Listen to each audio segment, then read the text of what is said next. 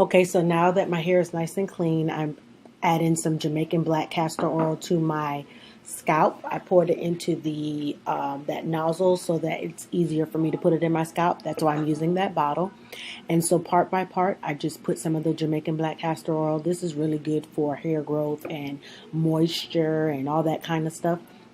And so I put it at the on my scalp, cornrow by cornrow, and eventually it gets on like the tips of my hair, and it adds like a moisture or a little sheen to it. So that's the reason why I do not add product to this hair, because the Jamaican Black Castor Oil, although it's on my scalp, it somehow eventually, because it's so thick, it gets on the hair a little bit and it kind of gives it a nice sheen. So I'm just going through and I'm just applying the castor oil to my scalp and then taking my fingers and rubbing it in.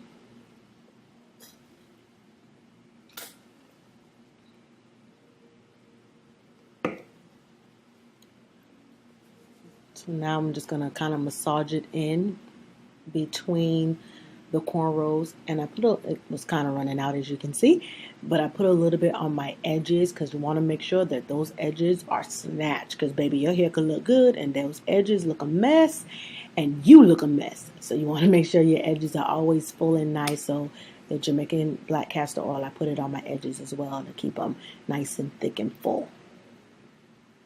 And I'm just rubbing a little bit on my edges and on my hairline in the back.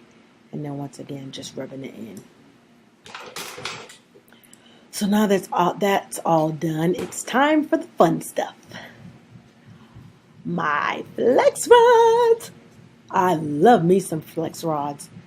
I guess I'm moving too fast. I don't know what all the static is. I'm still working on my video editing. Please be patient. But this is the Curl and Style Milk. This is the only thing I put on this hair, and it really helps with the frizz after washing, because remember, this is freshly washed hair. And I parted it in half and only put a little bit on the ends of the hair.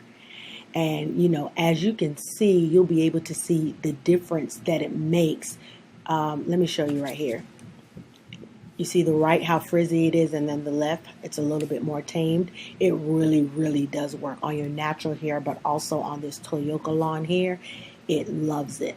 And so it tames it a little bit. Once again, this hair is a little damp because I just finished washing it. I did not blow dry it yet. But you see the difference it made? So you want to make sure that those edges are nice and smooth. So now for my flex rods. The easiest way for me to put flex rods in is for me to bend the tip. I gather a little bit of hair, medium size amount, and I need my detangler brush. So here we go. I brush it out, and it took me a while to brush it out. Flex rod, and then I take the flex rod, I bend the tip, hook it on my hair. Well, the other side, I think it's easier for me. And then I'm going to wrap the hair around it while twisting the hair.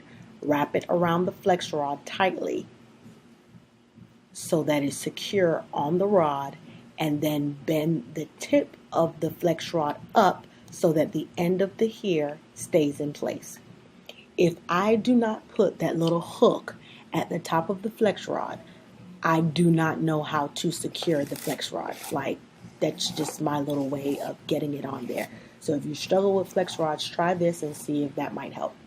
So once again, take a flex rod, bend the tip. Now that's your hook to secure it on the hair. Wrap the hair around tightly while twisting the hair. Wrap it around the flex rod tightly. And then you want to bend the tip of the flex rod up to secure the hair in place. And I use 12 gray flex rods to get my beautiful waves in my hair.